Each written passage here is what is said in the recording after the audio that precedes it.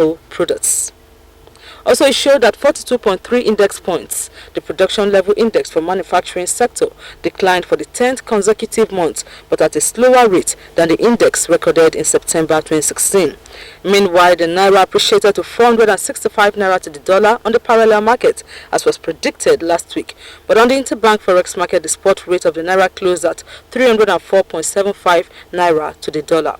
With business news, I am Joy Uzo.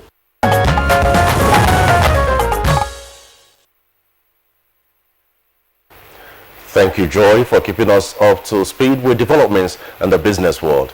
And now it's time for newspaper review.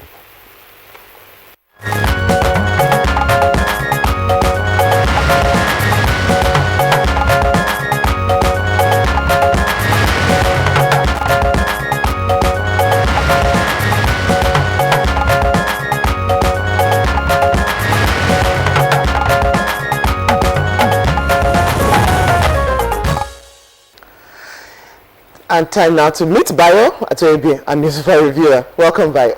Good morning, Blessing.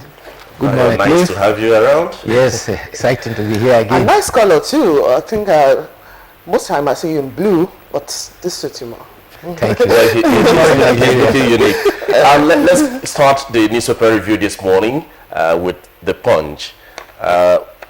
On the front page of the Punch, we have ex-customs boss Diko returns 1 billion naira cash to federal government.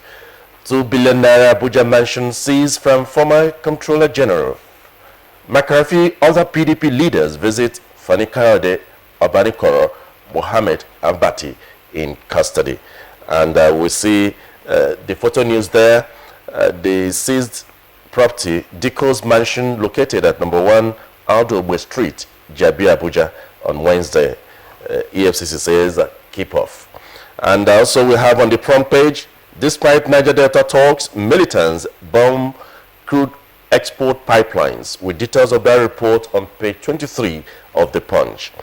Other reports on the front page at 700,000 apply for 500 FIRS jobs, with details on page 10. And federal government gets $600 million loan from African Development Bank to resubmit borrowing plan to National Assembly, with details of the report on page 23 and 27 of the Punch. And another report says, court convicts firms of laundering Patience Jonathan's $15 million. Details on page 9. And on top of the masthead of the Punch this morning, we have gunmen invade Benue Court, hold judge, lawyers hostage, with details on page 14. And we also have a report, 5 killed, 12 arrested in Kwara court clashes, with details of this report on page 5. And Sharia police prosecute 11 Kano women for alcohol.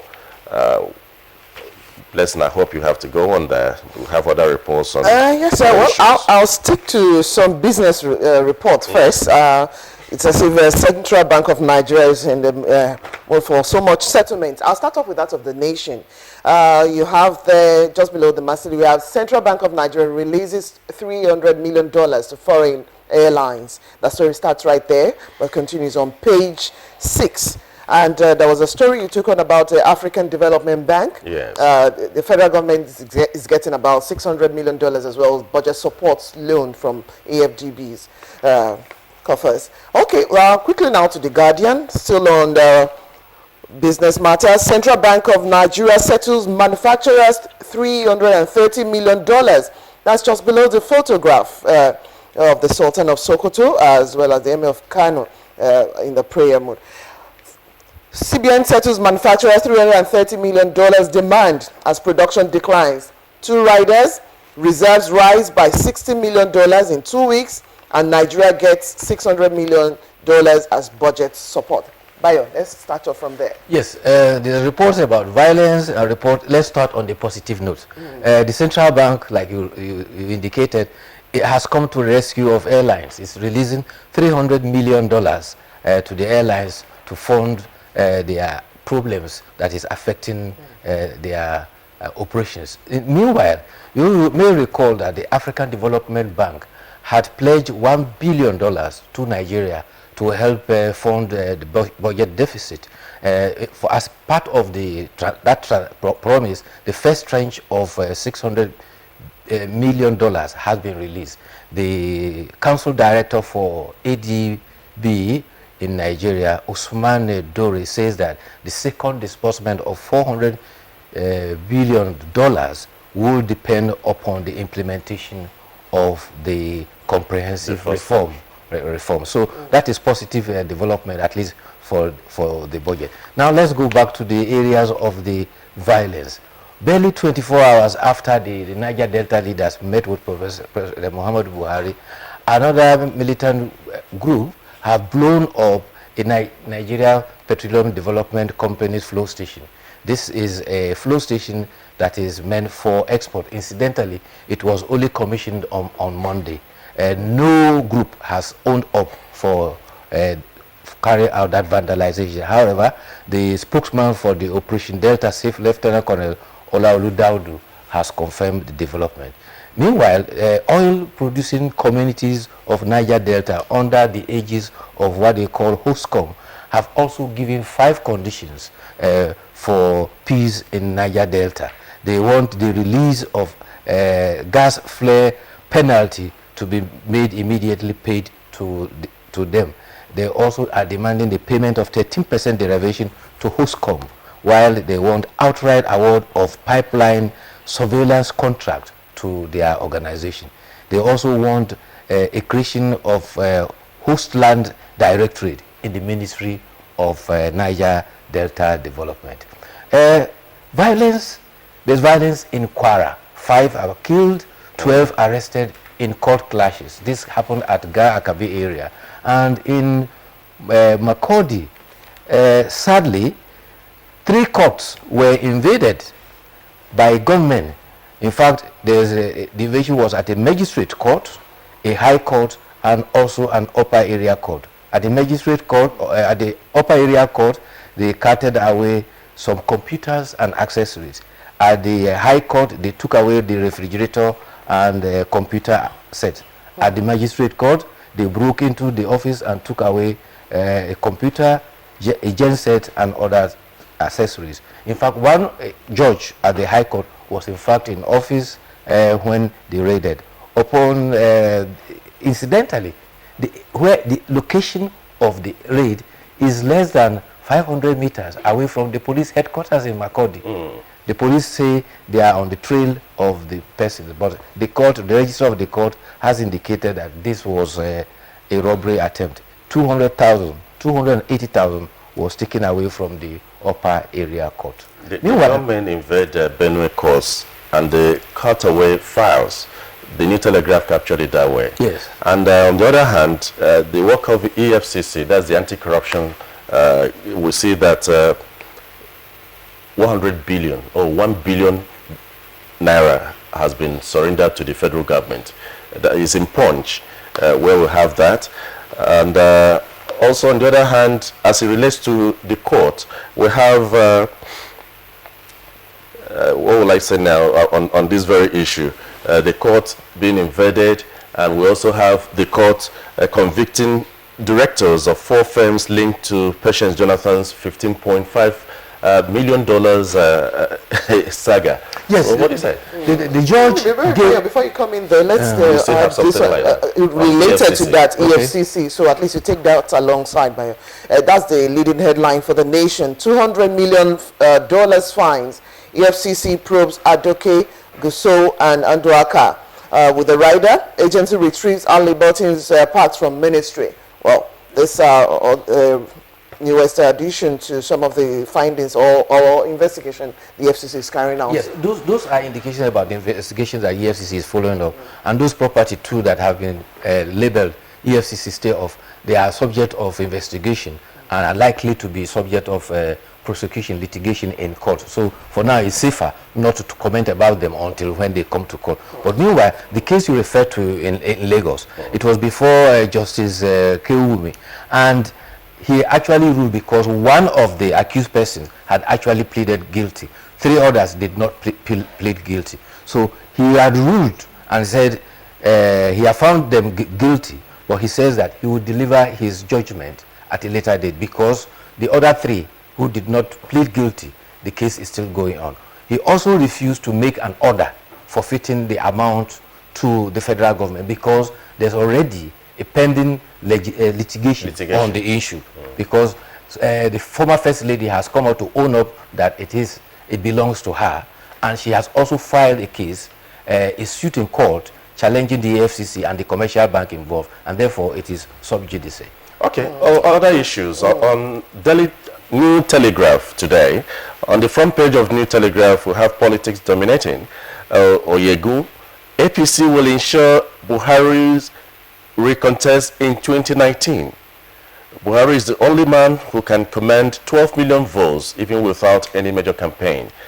That's what the story is saying there. And on the other hand, we have PDP leaders visit Fani Kayode, Obanikoro Abati, Mohammed in EFCC's custody, with details on page 5.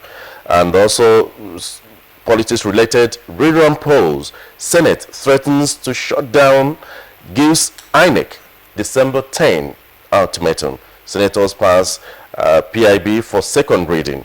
And on top of the masthead of New Telegraph, we have pension contributions decline as recession hits employers. And of course, we have the short promotional stories there. Militants blow up MPDC flow station in Delta. Gunmen invade and other stories there. Okay. Still on politics, on the leadership. We have, as APC crisis lingers, governors move to save Oyegu. That's on leadership this morning. Leadership newspaper has the front page. As APC crisis lingers, governors move to save Oyegu. And PIB passes second reading in Senate on leadership. And under that, we have Ondo Guba, appeal court sets up fresh panel to hear PDP suit. Okay, I'll take 2 quick areas. One is on education, the other one is on medicine. For the nation, we'll see some other headlines just above the masthead. We have JAMB, of course, that's the Joint Admission Matriculation Board, scraps UTME scratch card for paint vending. That's what we find on page 7.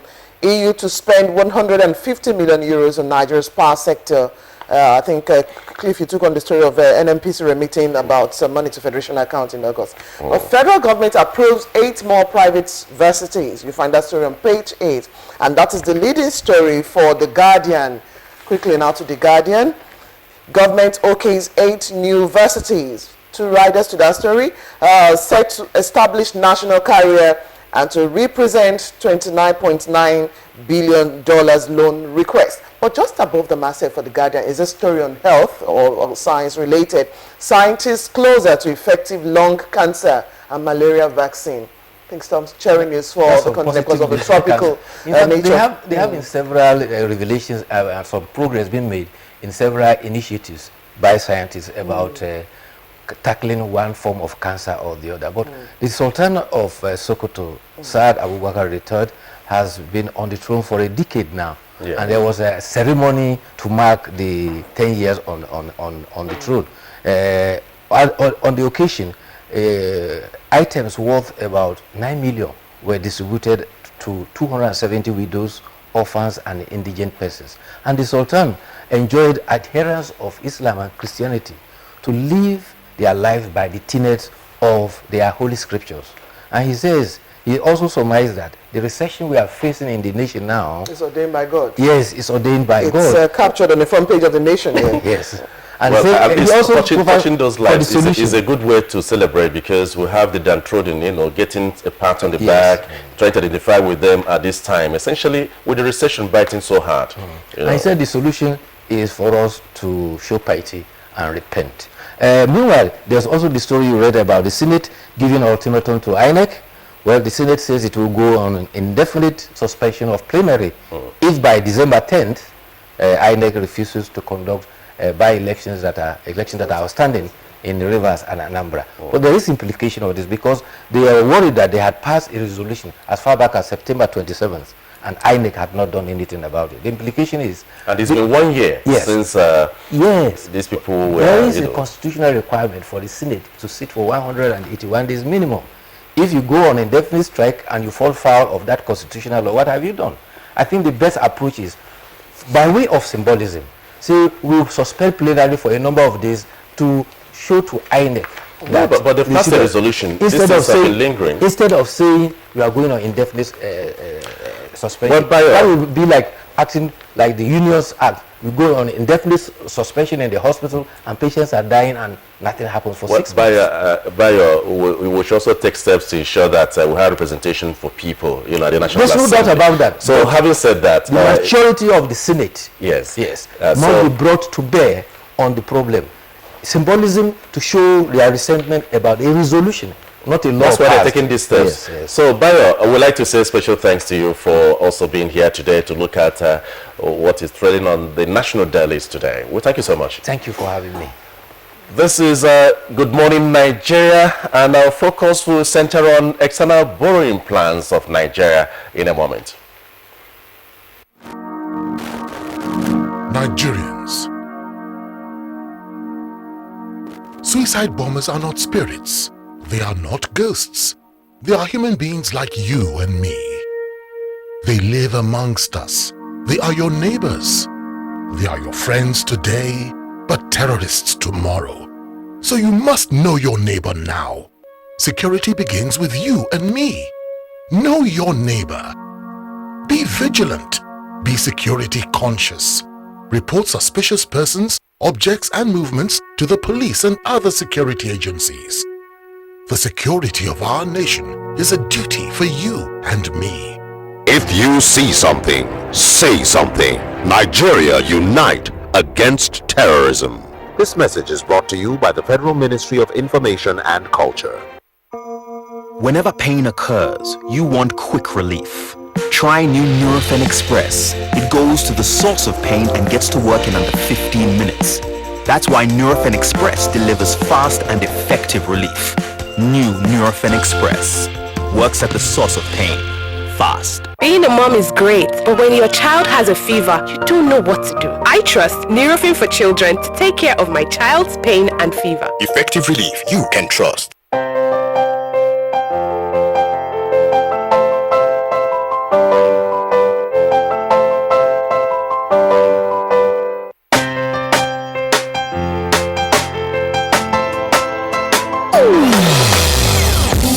Hear the call of change. Stand up, Nigeria. Change is here and it's going to stay. Change begins with you. Oh yeah, make we go. Go to so let the change begin from within. Look at you, oh Gerula. Change begins with you and me. Change begins with me. Change begins with me. Change begins with me.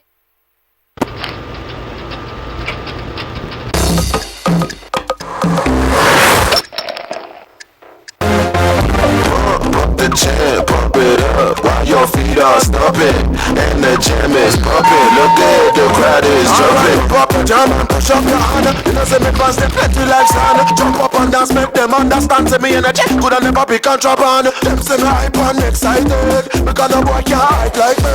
All of my fans them invited.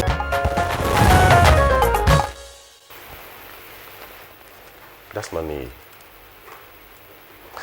You're watching Good Morning Nigeria. Now, as a prompt for our conversation this morning, we have the issue of discourse, which of course is taking a look at Nigeria's external borrowing plan.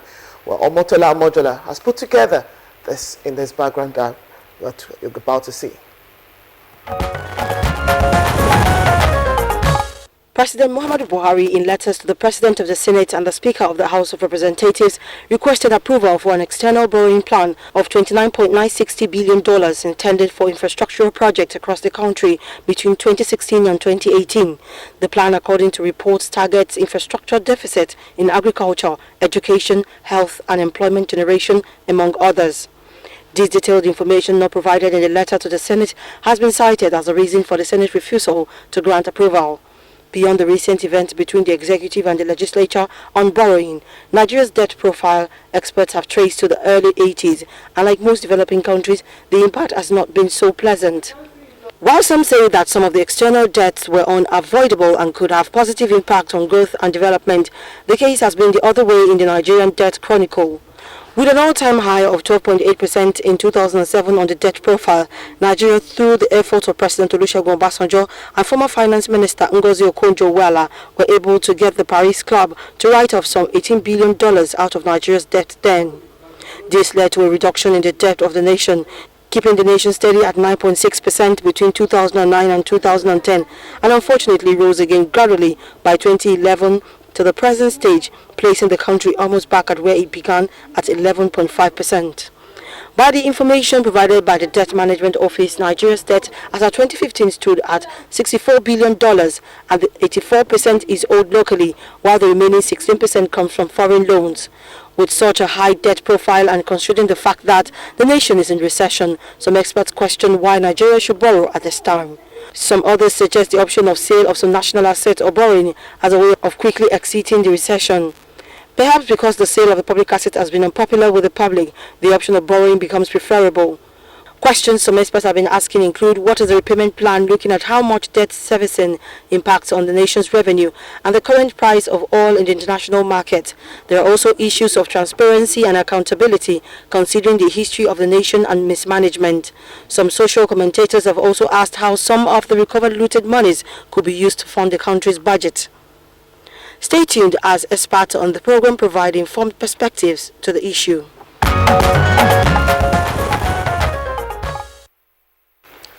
And joining us in our Abuja studio to discuss the government's borrowing plan is the Director General Debt Management Office, Dr. Abraham Nwankwo. It's indeed our pleasure to welcome you. Good morning. Good morning, Nigeria. And we also have here in the studio Senior Special Assistant to the President of National Assembly Matters Senate, Senator Etta Enan. It's our pleasure. Thank you very much and good morning, Nigerians. Still joining them in the studio here in Abuja, we have a development economist, Mr. Odilin Nwagbara. It's our pleasure to have you in the studio as well. Thank you for having me. Okay, well, Cliff, let's start off with the Director General DMO. Yes. It's heavy for most people to actually take this in the recession like this. Let's, judging from what you've just said, I saw you actually shaking. What exactly, why do we need to borrow now? Okay, thank you very much. Let me start from the background commentary I have just heard from NTA. Because development of any country has two major aspects. One is physical, goods and services. The other is attitudinal, knowledge, and how you communicate. Very critical. So it's important for Nigerians to be able to know what the issues are. The idea that Nigeria exited the Paris and London Club odious debts in 2005 and 2006 did not mean that Nigeria took a decision not to borrow again. Nigeria had problems with the Paris and London Club debts, and it decided to get rid of them, and we succeeded in getting rid of them. But we did not get rid of all our debts because we did not consider all debts to be odious. That's one thing to establish. The second part is that comparing our debt stock in 2016 to what it was before exit from the Paris Club does not help Nigeria, does not help anybody. It's more like we are teaching our children the wrong principles. We are telling them that because your debt was so much in so many years back, and it was not so good that we did part of them, it should never really grow again. If it grows again, it means something is wrong. That is not good. That's not right. Because debt is not considered in isolation. Indeed, like most economic variables, like most financial variables, debt stock or debt variables are not discussed in isolation. They must be relative to something. So the point is that when we are talking about Nigeria debt has grown back to where it was in 2006, we have to ask ourselves, what was Nigeria GDP in 2006? And what is Nigeria GDP in 2016? So Nigeria has been growing as measured by the gross domestic product. So all the inputs into the economy, labor, population has been growing. Labor has to grow. Capital has to grow. Investment has to grow. And part of your investment is borrowed money. Part of it is revenue. Part of it is borrowed money. So we have to relate. We should not compare what the debt stock was in 2006 before we exited and what it is now and say, oh, it has come back to the original position. That's the wrong education to ourselves.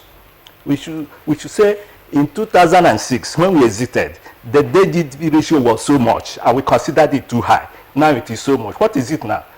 Currently, Nigeria's debt GDP ratio is 12.24% as of June 30, 2016. And that's what we should be teaching our children. Before we exited, it ranged between 50% and 80%. Now, in 2006, it is actually 12.24%. So are you saying... So that's the first thing to establish. So we have to understand the dynamics of debt. How do you compare whether your debt is growing or not? It's not the absolute stock. It's relative to something. Yeah. So that has to be established. That is one. The second point is the issue of how will Nigeria take debt. Now we are in recession. And this is the right time to look for more resources if you're in recession. Before we went into recession, as far back as 5 years ago, Nigerians on their own, through various plans, through the Vision 2020, through the news program, had established that this country needed a minimum of $25 billion per annum to cover the existing infrastructure deficit. This had been established. And we all accepted it. And we were all now working towards how do we make sure, through the private sector, through the public sector, not only government, through debt, through revenue, through equity, how do we make up this minimum of $25 billion per annum for the next 5 to 10 years to be able to cover our infrastructure deficit. And then suddenly come mid-July 2014 and oil prices collapsed. And because Nigeria depends heavily on oil and public revenue depends on 75 to 80% on oil, public revenue dropped by about $20 billion per annum. So anybody can go and do their own calculations. What the public sector, governments in Nigeria, are losing per annum compared with what they used to experience before mid-July 2014, if you estimate it, is around $20 billion. So in addition to the old deficit of 25, which all of us are agreed we needed to find a way of mobilizing, we have an additional 20 billion hole. So indeed, if you look at it from a simple arithmetic point of view, Nigeria needs a minimum investment, debt and equity revenue of $45 billion per annum over the next 7 to 10 years to be able to cover the infrastructure deficit and lift us out of recession. Now, this is not bad news. It's good news. Why? Unlike many other countries, Nigeria has a lot of idle capacity. So it's not like if you got money, what would you use it for? The important is to use the money well. Our agricultural sector, in terms of agro production and agro processing, our existing manufacturing capacities, our operating and fractional capacity, as you know, there are potentials for more manufacturing factories to be established that are not being established because of poor infrastructure availability. We have now started exploring our 34 commercially viable solid minerals. What is the major constraint preventing all these potentials from being realized? There are many factors, but the most important common denominator in my view is infrastructure. Power insufficiency and unreliability, transportation network deficiency, whether roads or rails or riverine, ICT backbones. Those are the things we need. How do you get this? You need massive investments. By whom? By both the public and private sector. For each of these, in what form? In both equity and debt. Even the private sector, to make their own contribution, they will also have to borrow externally and domestically. Okay. You've just come up with analysis of a nation growing and developing and its relationship with borrowing. As you grow, is it compulsory, or what are the indicators on when to borrow? We know that the Debt Management Office has the primary responsibility of managing Nigeria's debt and even raising funds when necessary. So would you say that it is wrong to refer to your debt profile in the past and to relate it to the present and possibly going forward, because this debt we're talking about will mature, say, in 20 years' time, yes. And this administration or the administration that will take over that time will have a burden on their shoulders? No, what we are saying is that the comparison should not be that our debt was so much in 2006 and we paid and we got some debt relief and we have come back to where we were. We have not come, that was the point I'm making, we have not come back to where we were. Because as our debt was growing to the current level by June 30 of 16 trillion naira, from 2006 to 2006, 10 years after, our GDP was also growing, and indeed at a faster rate, which is why currently our debt-GDP ratio is only 12.24%, whereas at the time we exited the Paris Club, it was more than 50%. That's the thing I want to bring to the fore. So that the quantum is not the issue. You have to relate the quantum to your economic activity, one, but more importantly, which is something we are happy Nigerians are concerned with, is that what value are you getting from the use of the borrowed money? That should be the emphasis. Yeah. And going forward, it should not be what value do you get from the use of borrowed money. It is what value do you get from the use of all resources, whether borrowed or unborrowed.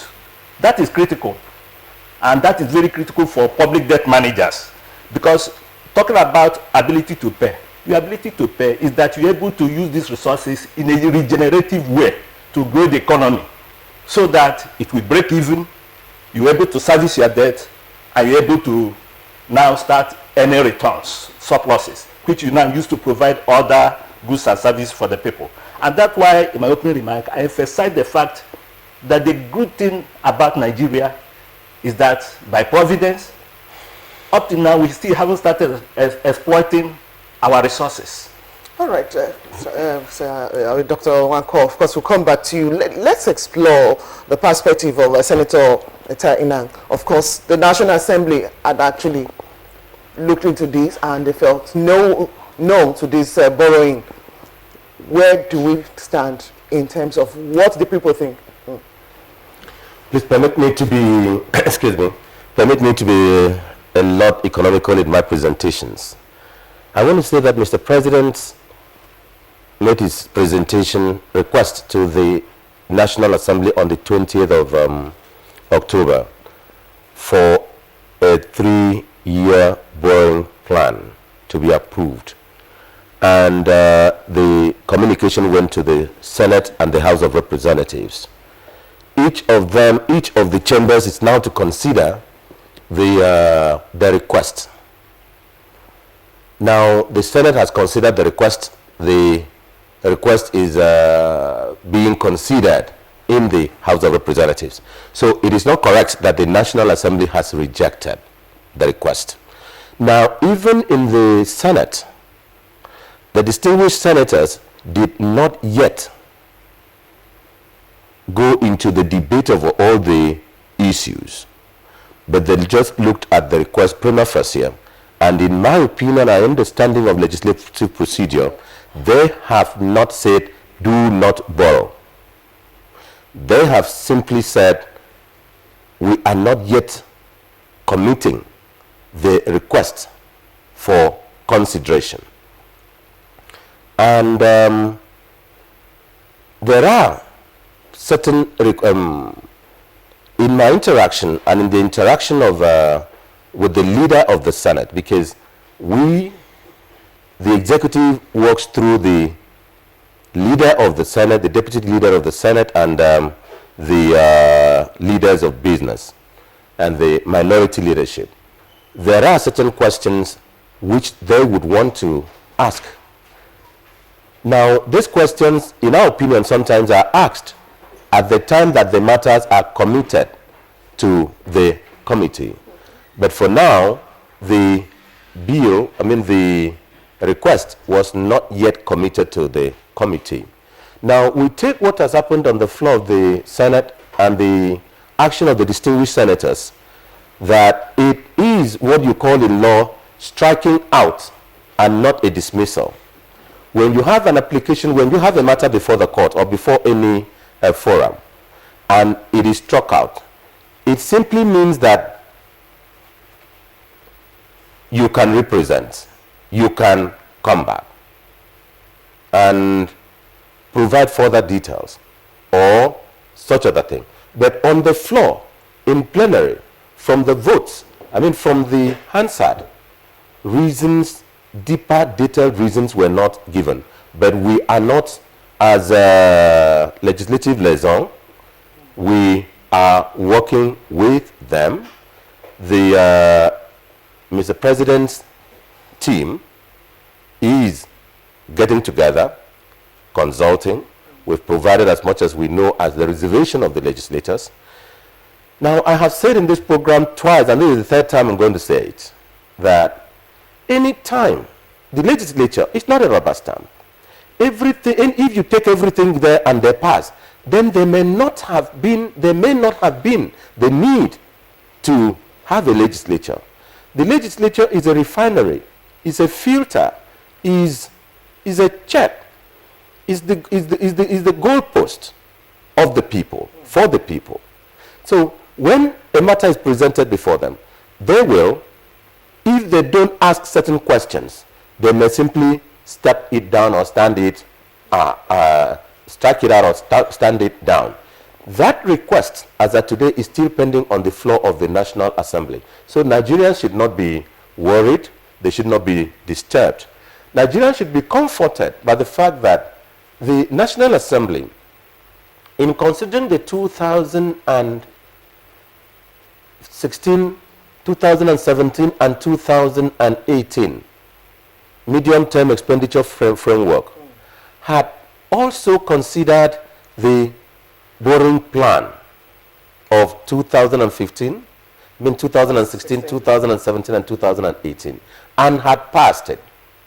And this was the basis for taking out the aspect of the borrowing, the aspect of that, and including it in the 2016 budget, saying we shall borrow a total of, or some not exceeding about 1.8 trillion. I think I'm correct. Okay. 1.8 trillion.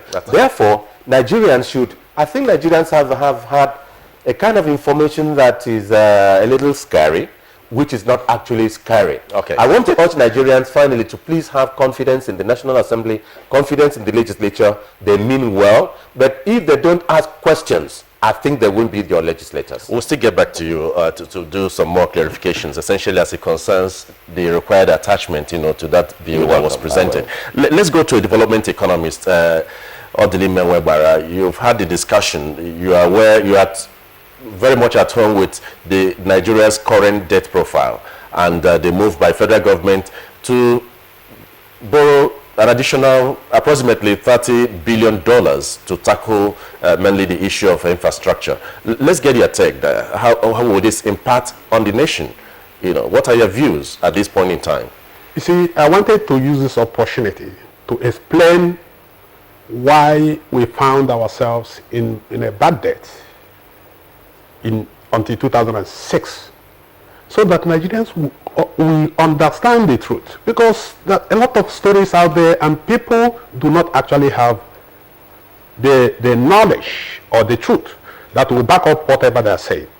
Let me explain very quickly, so that when this is explained, some Nigerians will now know that borrowing, especially externally, is very, very good for any developing economy. And I'm doing this in support of the DG, Debt Management Office. The first debt this country incurred was 1976, Obasanjo borrowed 1.75 billion to finance Festac. By 1980, the Shagari administration borrowed $2.28 billion. Now, the total was 4.03 billion. When they were borrowing the money, that was what was called, or still called, floating rate. Now, by 1981, the United States surprisingly increased its interest rate by 300%. That was Paul Volcker, the then chairman of Fed. When you increase it by 200%, and of course, another strategy was to drive down the prices of commodities, including oil. Developing countries that borrowed from America and Europe had difficulty now to service the debt. So what happened was they insisted that for you to pay your debt, you should take up structural adjustment policy. What did they intend by that? So that you have enough money to service your debt and you have less money to invest in your economy. So now countries were forced, including Nigeria, to borrow in order to service its debt. And each time you could not borrow enough to service your debt, the debt continued accumulating. So this came to the point of our debt accumulation. Now, but let me tell you why the debt was even difficult to service. Obasanjo borrowed for building Festac, for celebrating Festac. The Shagari borrowed 2.28 billion for consumption. Unfortunately, the money Shagari borrowed never entered this country. About 25% of it was what entered Nigeria. The rest ended up diverted and ended up in European and American banks, especially Citibank and the JP Morgan. Now, for your information, for the information of Nigerians, the Paris Club, the London Club do not exist.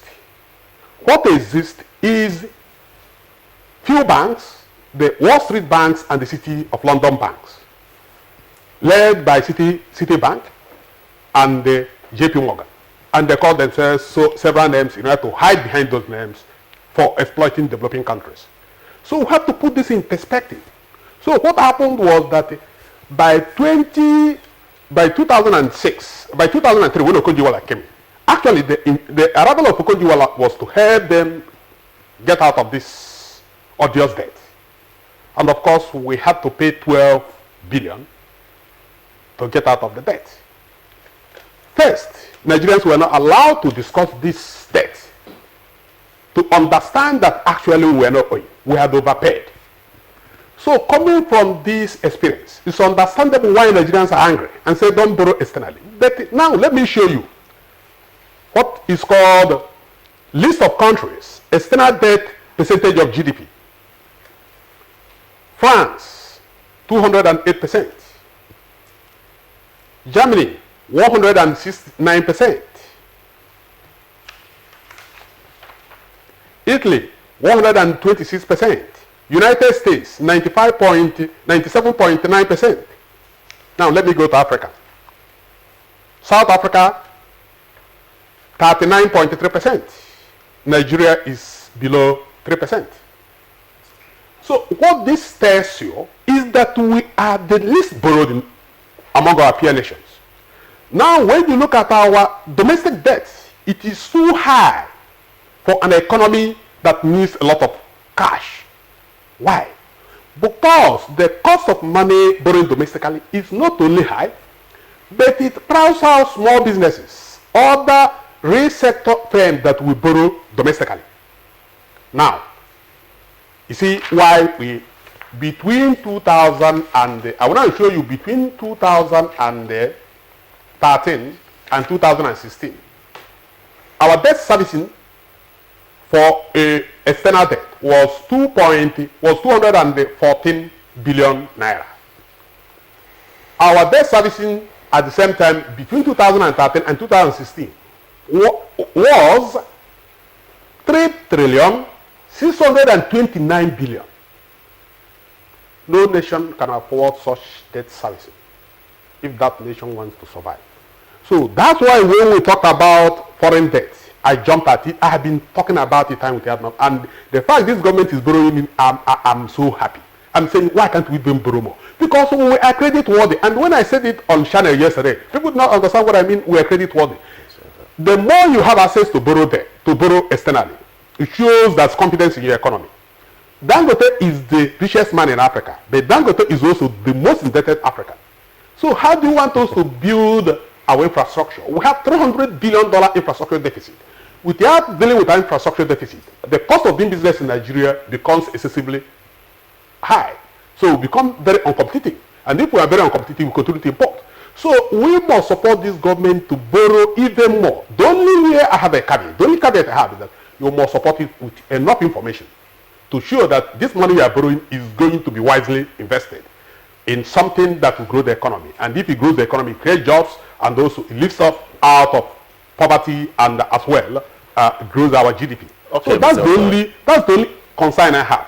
All right, let's go to the DG Debt Management Office, because we're talking about specifics now, because you borrow to target projects. That is the concern of most Nigerians, because we're talking about borrowing $29.9 billion, and we've not made effort to say this amount we go to railway, this amount we go. I think that's exactly what Nigerians want, because we have an overview of infrastructure, to tackle infrastructure, and we have other programs underneath. We don't want to enlighten us along that line. Thank you very much. I can assure you that in the external rolling borrowing program 2016 to 2018, the details in terms of what projects are to be funded are there. You have railway projects, you have road projects, of course you have various power projects, including high power transmission projects. What's the breakdown of the allocation to those sectors? You want the specific figures? Of course, Nigerians will want to know.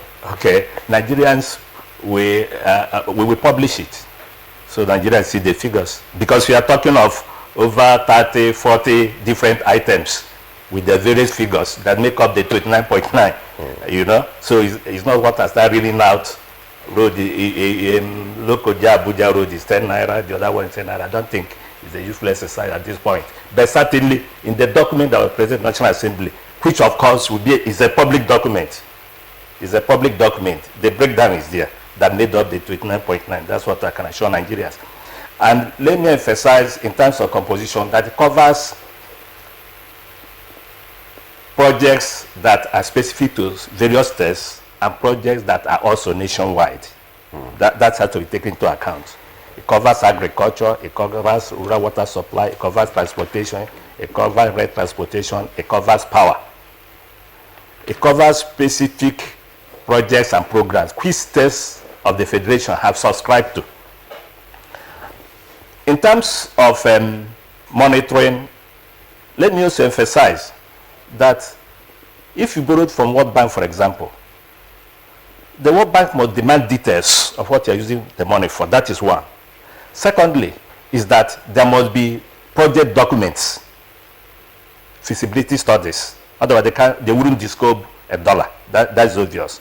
The third is that they do establish monitoring teams who work with Nigerian desks in the Ministry of Finance and Ministry of National Planning and Budget Office of the Federation to monitor the projects. They don't just disburse money and walk away.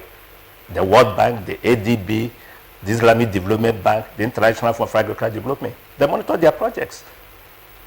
And they cannot disburse money to you unless the project documentation has been well done, and of course they must participate in the monitoring of the projects. It's also important to mention that for this type of loans, which are multilateral loans or bilateral loans,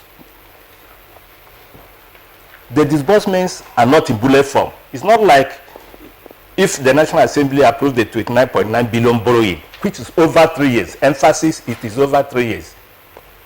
The money is not going to disburse as a bullet, 29.9 billion. So how can we manage 29.9 billion in 1 day or in 1 year? No. For each project, there's a disbursement schedule which relates the cash flow to the workflow. For every project, there's a workflow Where does it start? After 3 months, what stage will it be? After 1 year, what stage? After 2 years, if it's a 3-year project to complete. So, and between the borrower, which is us now, Nigeria, represented by the Federal Ministry of Finance, and the MDA that is relevant, if it is power, to be Ministry of Power, Housing, and Works and Housing. Okay, if it is a power project.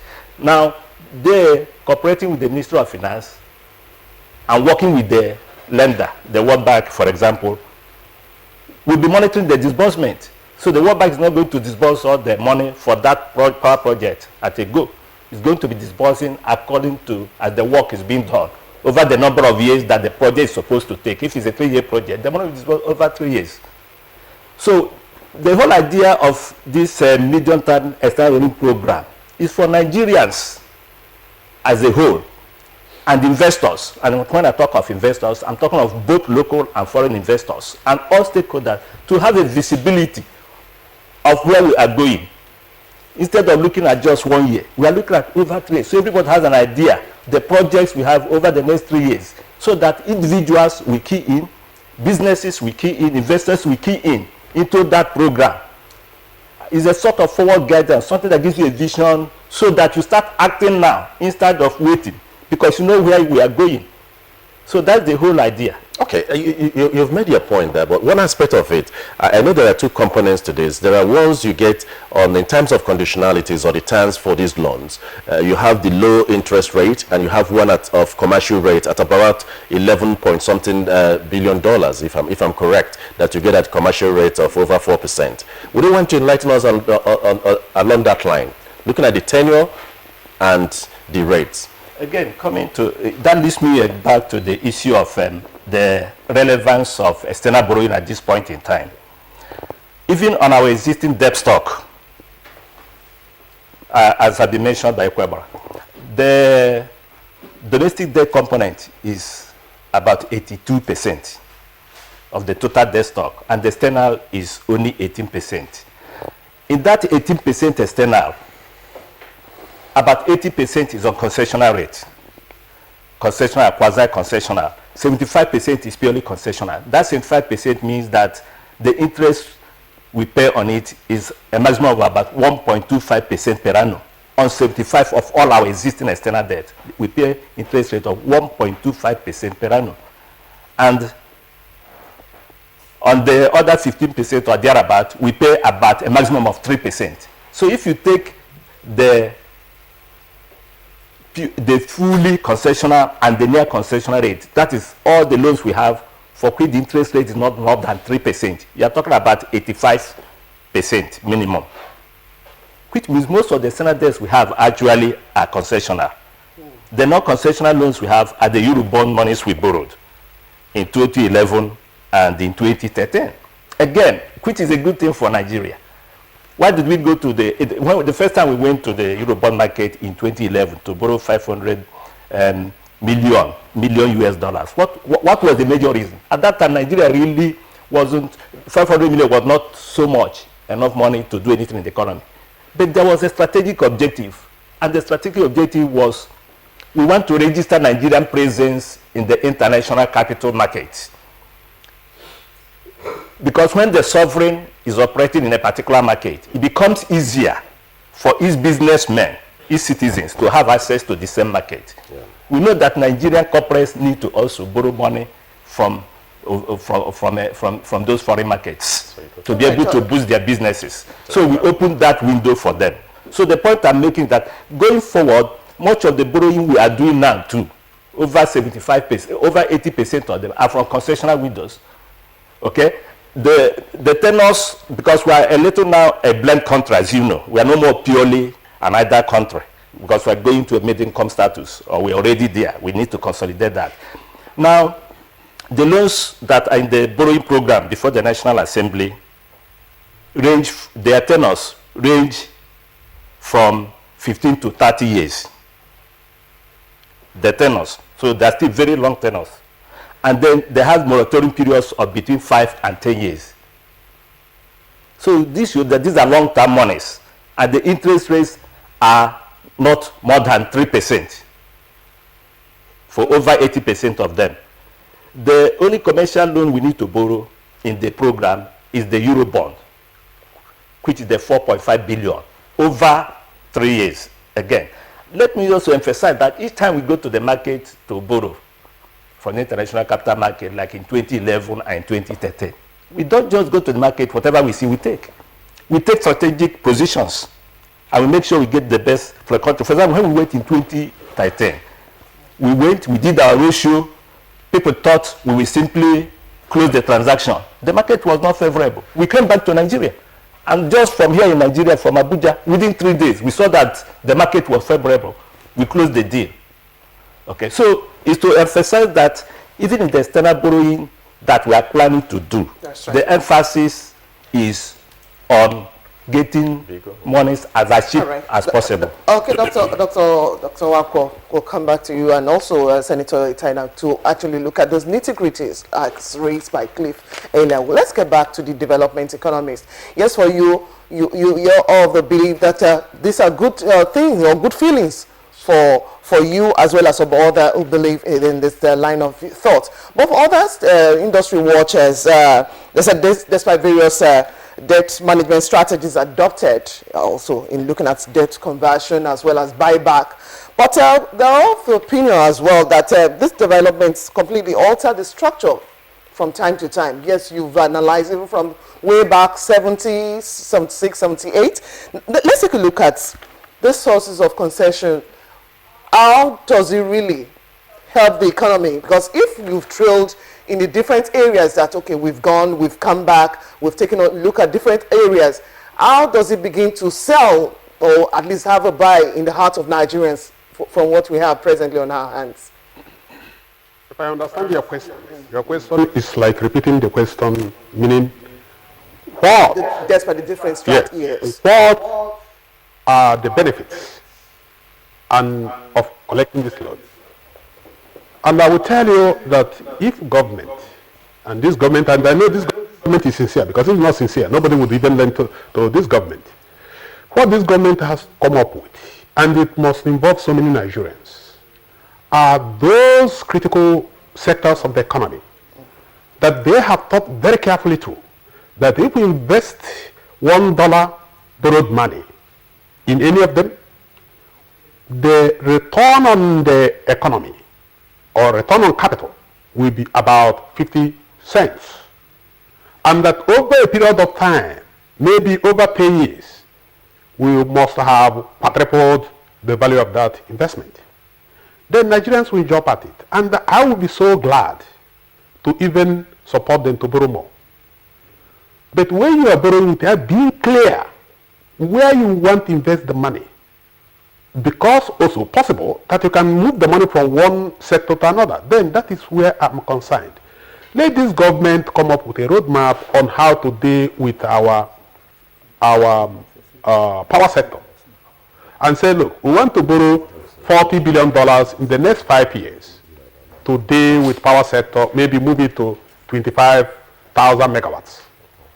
That every Nigerian that understands that is a game changer, we jump at it. If federal government say, you know what, we want to invest in dams in order to irrigate our soil and things like that, and we want to invest $10 billion to do that across the nation, all of us will jump at it. If federal government say, you know what, in order to industrialize this country to help small businesses, we want to build 36 industrial parks, world-class 36 industrial parks, where you build the industrial parks with the cluster services, including power, everything. So that small businesses do not necessarily need to go and get land, get this, get that. You just get there based on the type of business you are doing. You go to the right cluster and you start, industrial park with the right cluster, you start doing your business. These are the areas I think this government will go into. And the issue of road network and railway, I say, if I were to advise the government should have no business with road network and railway, because if we show an investor that there will be high return on investing in this, which is possible, the government has not explored that, I will assure you that over $100 billion will enter this country to meet our road network, railway, and even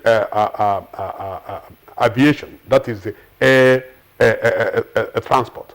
But these are the things government has to come up with. But you see, I'm against borrowing, and later we think how to spend the money. Thank God now that the SA to the president is now telling us that very soon they will come up with the comprehensive figures and the why and the how and the when, so that we all agree that this is in our best interest. Because if we do not do these things, we find ourselves where we found ourselves when Obasanjo borrowed for first tax and when Shagari borrowed for consumption. All right, Mr. Nwankwo, that's exactly part of the focus, because tough repayments has always been an issue, even in some of servicing our debt. And so, well, no one really wants to say, okay, you don't want to borrow, but the profile might not be a problem if the economy is actually doing enough to service even past loans. But looking at other fiscal areas, as in fiscal policies and all, to actually help target some of these areas, I think that is one key area we might need to explore. Cliff, you have a question for? Yeah, let's go to Senator Etaena. You've been in the Senate for a number of years. You were even at the House of Reps, so you know what the law is all about.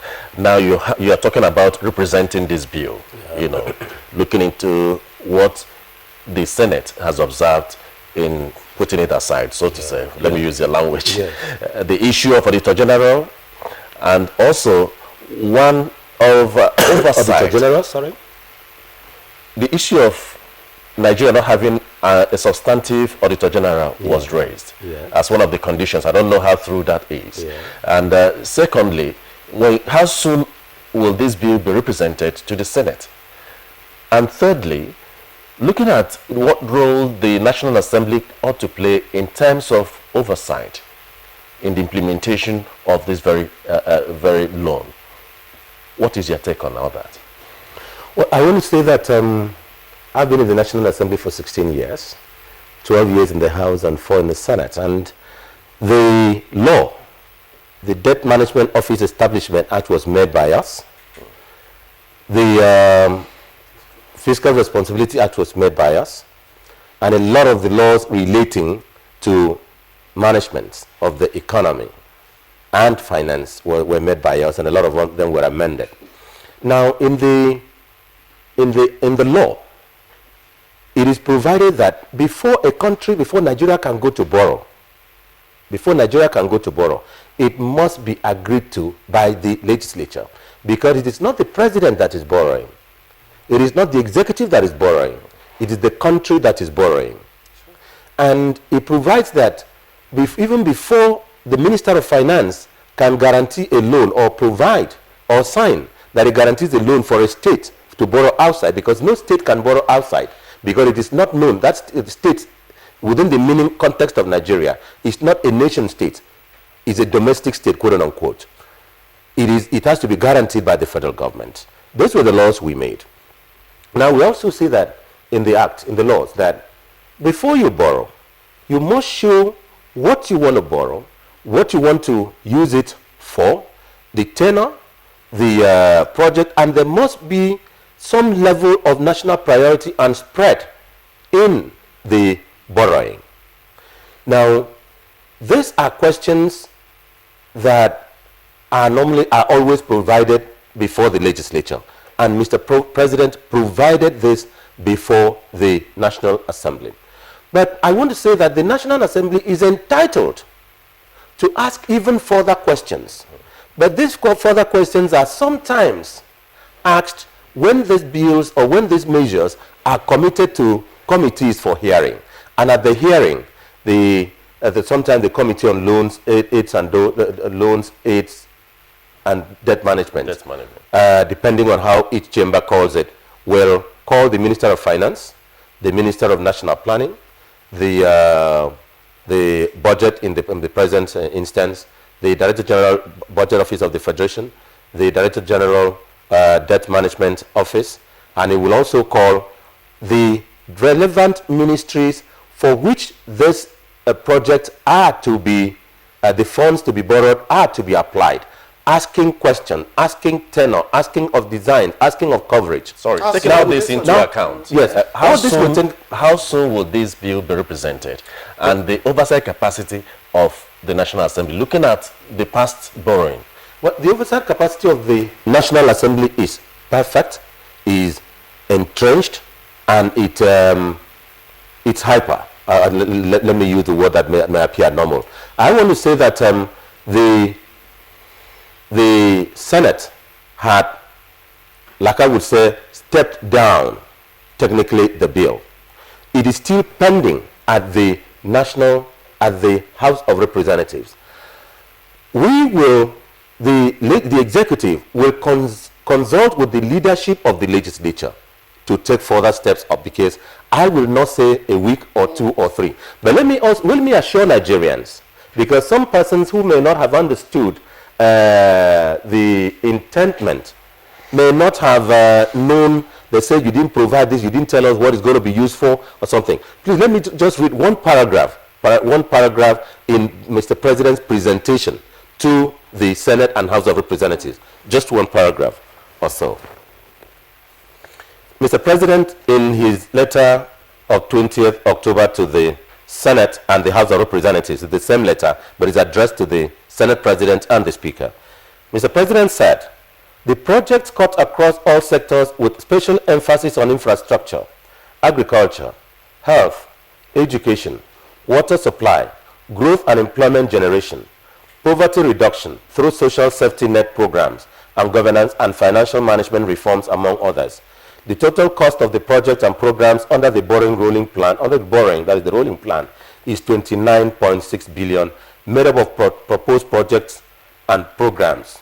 I would like to underscore the fact that the projects and programs in the borrowing plan were selected based on positive technical economic evaluations, as well as the contribution they would make to the socio-economic development of the country, including employment generation and poverty reduction and protection of the most vulnerable and very poor segments of Nigerian society. The projects and programs will be implemented in all the 36 states and the Federal Capital Territory. Wow. To conclude this, I want to say that these loans were agreed to, the borrowing were agreed to by the National Assembly in the 2016 appropriation. And it is contended that they will borrow. Yes, they will borrow to sustain it. Part of it will be domestic, part of it will be foreign. It is the foreign aspect that is here. And then in 2015, the president presented a 3-year rolling plan covering up to 2017. And in this year, he's making a rolling plan that is covering up to 2018. So it is, in all this, it is legal, and we are working very earnestly to properly consult the leadership and agree on the way forward. All right. On that note, we'd like to say special thanks to Senator Etainang, Senior Special Assistant to the President on National Assembly Senate. Thank you very much. Thank you so much. Thank you very much. Well, we can't. And also we'd like to say special thanks to our development economists, as we have some new hands, to also talk to this very topic. We want to thank Odilime Webara, a development economist, for his historical perspective to borrowing and debt in Nigeria, and the need for us to really do that. We thank you so much. Thank you for inviting me. Now we'll take a break. All right, you have something up there? No, just to go on a break, let them take their breathers, and we'll be right back to continue discussion. Afrima. My name is Femi Anikulapo Kuti. I'm going to be at the Afrima village on the 4th of November 2016. It's going to be great. It's going to be awesome. Make sure you are there. This is unstoppable. Over 30 African stars and our Afrima nominees will be performing live. Diamond Platinum, Kiss Daniel, Dewale Ayuba, Eddie Kenzo, DVIP, Niniola, Ramide, Mbula, Small Doctor, H-Name, and other 30 African stars. On Friday, November 4th, 2016, come and enjoy original African underground sound at the Afrima Music Village at the waterfront Bar Beach, Victoria Island, Lagos, Nigeria, from 5 p.m. Entry fee is simply Afrima t-shirt. Available on ariatickets.com or at the venue. Afrima AFRIMA is an initiative of the African Union Commission and is brought to you by Lagos State Government with support from One Campaign, Access Bank, PRM Africa, and the Federal Ministry of Information and Culture. Africa will be unstoppable. AFRIMA, for hope, for celebration. Would you like some water? It's cold, especially for you. Which era are you living in? We have a fridge.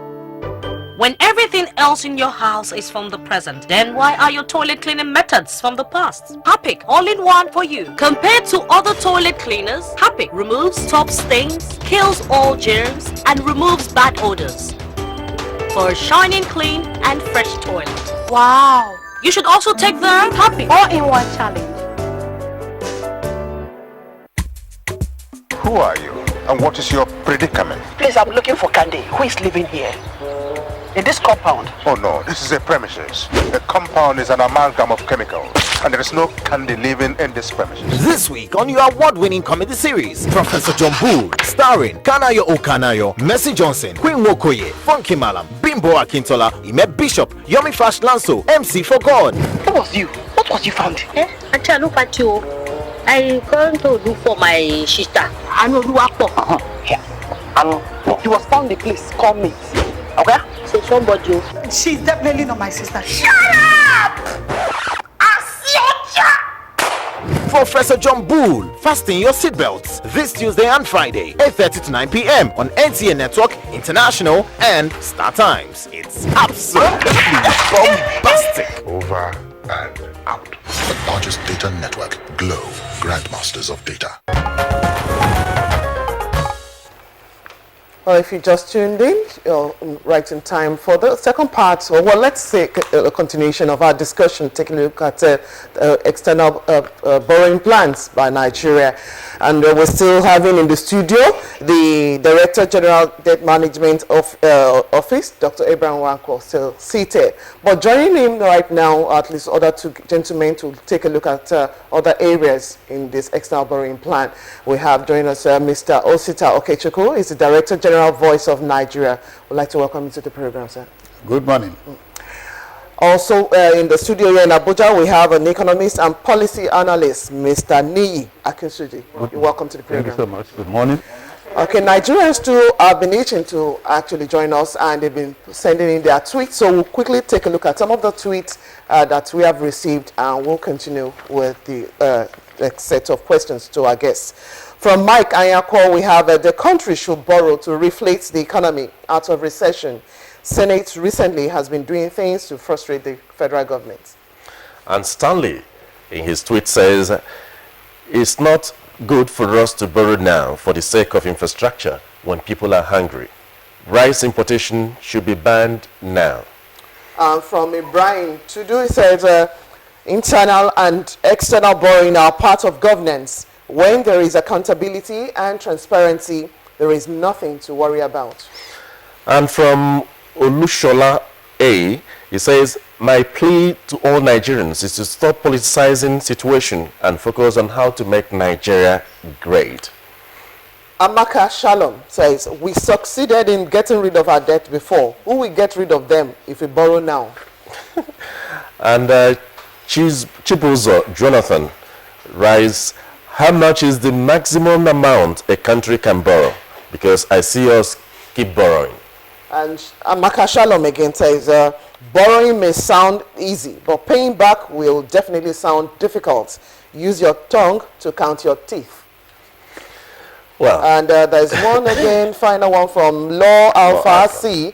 It says, it is unfortunate that the Senate frustrated President Buhari's move to cushion the effect of recession. Maybe poorly presented.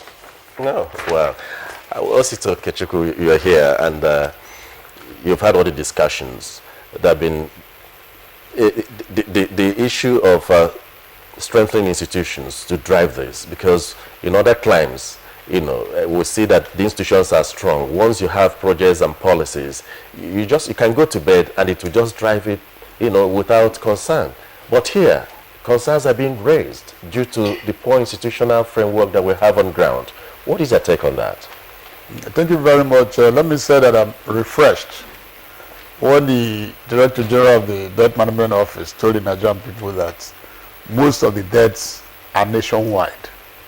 Because part of the problem on the streets had been, oh, it's not getting to our place. And earlier he had said that no project that is undertaken by the federal government of Nigeria is done in the air, that it trespasses one territory or the other that's within the state called Nigeria. And the distinguished senator at that time also explained that it was not rejection, that the Senate actually did not reject the loan. What they said is that they needed clarification. So I'm impressed with that. And as you said, the little I could glance from what the DG DMO said is that he talked of transmission. I was once in the Ministry of Power, and the meeting they were having was the fact that they were generating companies, that the power they generated could not be transmitted, that we need a super highway so that all that is being generated that need to go to the national grid will have an access. It's very difficult to explain, but those who are in the industry will tell you that a lot of electricity is being wasted because that we have a narrow transmitting line, so that part of the loan is to get a super highway whereby no matter what, if you do waste to electricity, if you do coal to electricity, if you do water to electricity or gas to electricity, you have a conveyor belt to drive your electricity where it's going. It's not it's not noticeable as people might see on the air. Then also there's also the other aspect that I also cherish, the creation of wealth. That is to raise more millions of Nigerians out of poverty. The difference is that a former head of president of the country, President Olusegun Obasanjo, told us of creating 25 billionaires. 50. No, he said 25. He said 50. His target was 50, and he created 25. 25. Okay. I think this program is about lifting people out of poverty, not creating billionaires per se. Because if you are borrowing, for instance, to invest in agriculture, what you are trying to do is to reduce importation of food items from abroad. I talked with the Minister of Water Resources, and I was asking him, what is all this thing about Mambila? Because I saw it in his roadmap. He said Mambila is not about electricity only. That over some thousands of hectares of land will be irrigated because it's a big dam. Not only that it's going to produce about 4,000 megawatts, which is exactly what we have today, but it's going to irrigate thousands of hectares of land that will put more farmers on job and also reduce food importation. So there's a cocktail. Since the Senator Tainang said that the distinguished senators did not reject the loan, I was impressed and happy, because I have always asked myself, when a family, a nuclear family as a father, your family is hungry, and the resources you are using to feed the family is getting low, what do? You either go through your neighbors or your friends and relatives and tell them you are unable to pay school fees, you are unable to pay medical bills. Please, be of help to me. And some will tell you that they won't dash you any money, that you wasted the resources you had in the past. Can we put down on the paper so that whatever will give you to pay the school fees or to show up your family, you are going to pay when you've talked of programs and projects, but we're talking about institutions to drive these policies and programs that you've enunciated. So looking at what we have on ground, do you think we have the right institutions, and how can we strengthen it to ensure that they're able to drive these policies and programs that you've been alluding to? Let me try to clarify a point. Since Obama came to Ghana and made this statement of institutions, a lot of our people had they are holding it to both hands. But in social analysis, we do not do that.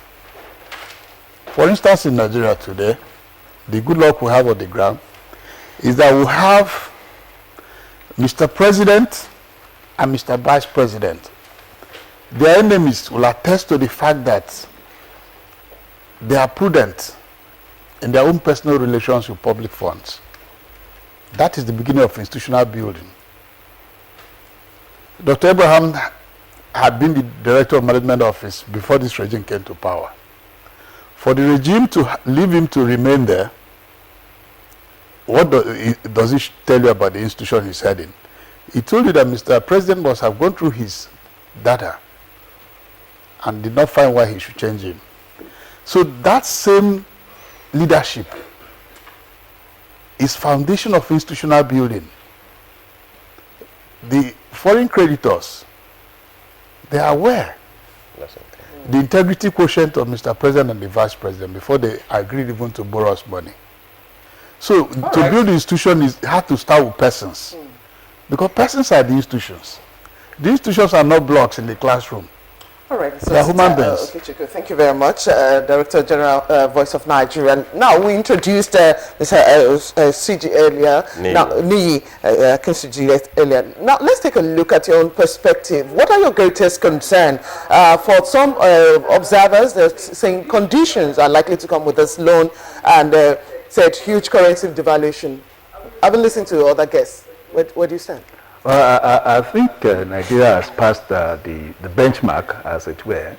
A close study of the body language of multilateral institutions, especially the World Bank, would show, even the IMF would establish the fact that these institutions are actually expecting us, to come get this credit. It's a needed credit. It's like they share empathy with the kind of potentials Nigeria has, and that any committed observer and understudy of the Nigerian economic situation will know that the Nigerian economy is just waiting to fly.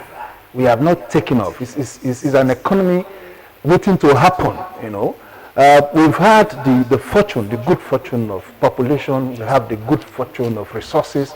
We have the good fortune of agriculture. We are just waiting to happen, and these international bodies are actually aware of this. Don't forget that they do their feasibilities before they take a position. We even need just a small threshold of negotiation to key into this credit that we're talking about. My concern is not exactly about how to apply the credit when secured.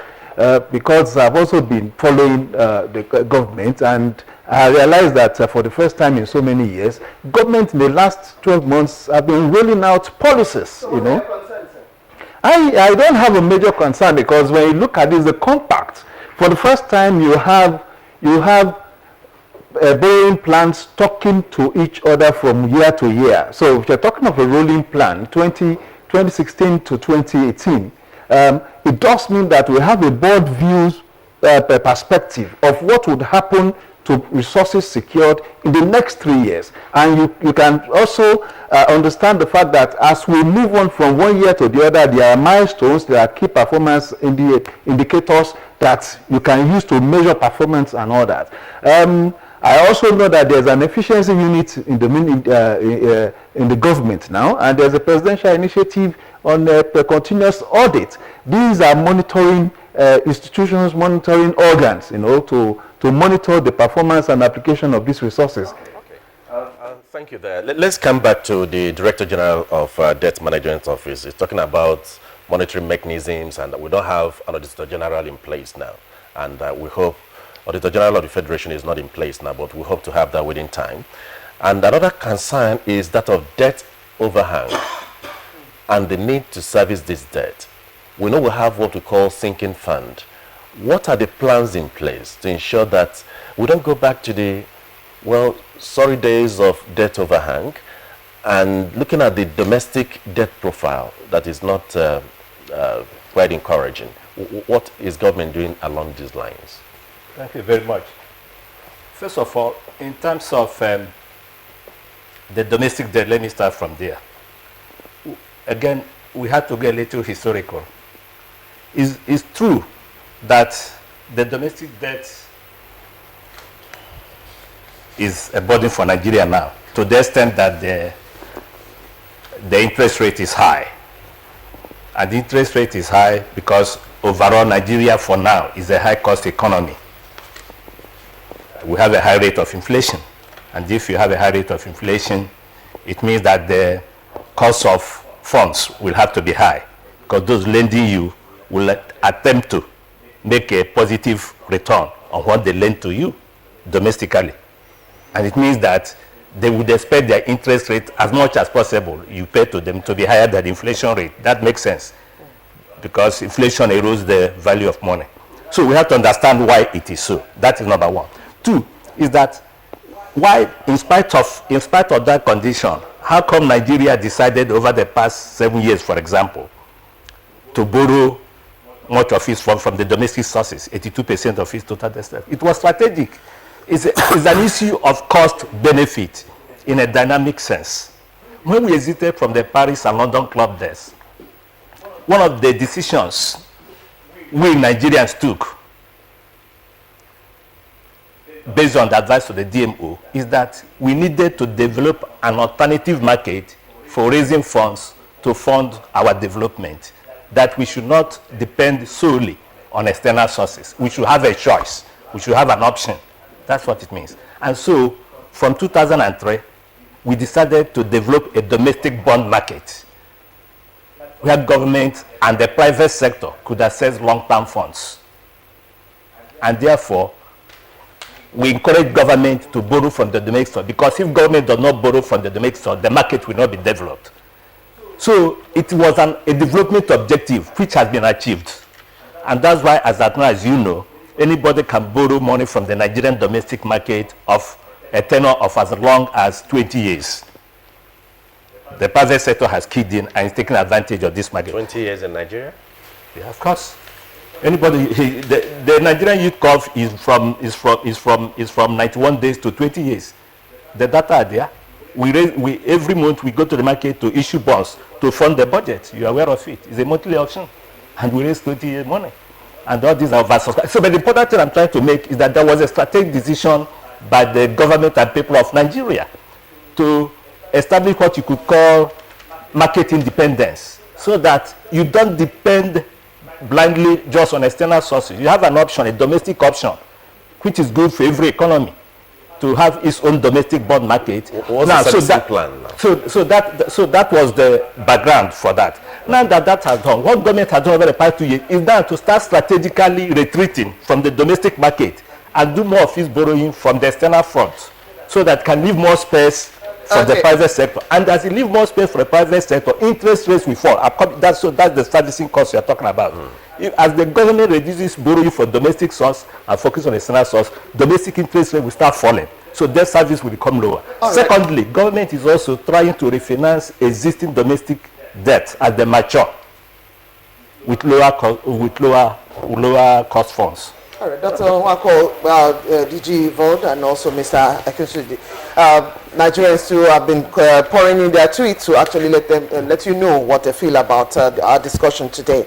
Quickly now, GMN Nigeria says, is it not possible to receive the recovered 3.4 trillion naira to fund infrastructures against borrowing? Educate me on this, please. And Philip For Real says, we need loan to get out of this mess. We should not play politics about this. Nigerians need to be oriented. Well, the media, please help. That's what we're doing. And from Amaka Shalom again, if the World Bank has been monitoring all the monies borrowed, how come where we are today? Please, Oga, don't borrow. And of course, donators, Abo, these loans are overvalued as the fees, monitoring consultants included. Sometimes the money to do the actual job is less than 60%. Talking about monitoring consultants and all that. And from Abdullahi Onisabi says, if we don't want to remain in present situation, we have to borrow to fund infrastructural developments. And Solomon Chikwe says, Nigerians don't be alarmed. Debt is not about the sum, but about its relation to economic quantities. It should be looked at in ratio terms. From Clifford Agugoisi says, if we have viable, strong institutions, the issue of buck passing on borrowing by successive government does not arise. And Kingsley Abo writes, Buhari should look inwards to stop all executive financial recklessness than subject us all to 30 years slavery of debt services. Okay, quickly, DG Vaughn, of course, we're on the last stretch. We're closing remarks, of course. like I said, debt profile itself is not a problem if we have the management of such. What is your closing remark on what we should do? My closing remark is that I think that the loan we want to borrow, in fact, we should encourage Mr. President to borrow more for infrastructure, because the little organization I manage will spend about 16 million every month on diesel to augment the transmitter stations, and I think that NTA will be spending more than we do. And even a small hotel being run in the local village, the high cost of the hotel room is because of electricity. The barber shop, the high cost of the barbing is because of electricity. Whatever you do in this country, you're already paying through your nose because of deficit in infrastructure. So whatever we could do to erase the deficit on infrastructure, both in our schools, both in our hospitals, it will be the greatest this regime will do for the country. All right, DG, Debt Management Office, your last word, taking into account some of the reactions. Yeah, the bottom line is for all of us to appreciate that the whole goal of the medium-term borrowing program is to reduce poverty, create employment, because all the infrastructure that to be built, power, transportation, and all of them will create jobs. And then there'll be a second round of jobs because of the provision of this infrastructure. The real sector, agriculture, manufacturing, solid mineral processing, ICT, they will also boom and create a second round of employment and income generation and poverty reduction. So the whole idea of borrowing is to augment resources. But as we borrow, let us appreciate that government is doing everything to make the ease of doing business, to be very easy of doing business, to raise the pitch of ease of doing business, so that local and foreign investors will massively also invest in the economy, while government is playing its own role. Government is also making sure that is encouraging the private sector to participate in public-private partnerships. So we are using all the options. Okay. Let's have your last word, Niyi Akinshiji. Yeah, there's a need to reduce our mystery index. That's the hardship, was otherwise known as the hardship index. The quality of life in Nigeria, as it were, over many years, it's not exactly exciting. And once we start investing in infrastructure, and especially social infrastructure, education, health, and all that, it will impact our mystery index. And I hope that this loan will go a long way, starting with providing physical infrastructure and all that greenfields project to move us down the mystery index. We are not supposed to be here. Okay, Mr. Niyi Akinshiji, economist and public policy analyst. We thank you so much for being part of our program. Blessing. Also, would like to thank the Director General Voice of Nigeria, Mr. Osisa Okechukwu. Thank you for joining us on the program this morning. And also, the Director General Debt Management Office, Dr. Nwankwo. It was a pleasure having you on the program. Thank you. Well, thank you all so much. As we move on now on Good Morning Nigeria to our companion segments, we go to sports. And Super Eagles technical advisor Gernot Roy has now invited South African based goalkeeper Daniel Akpeyi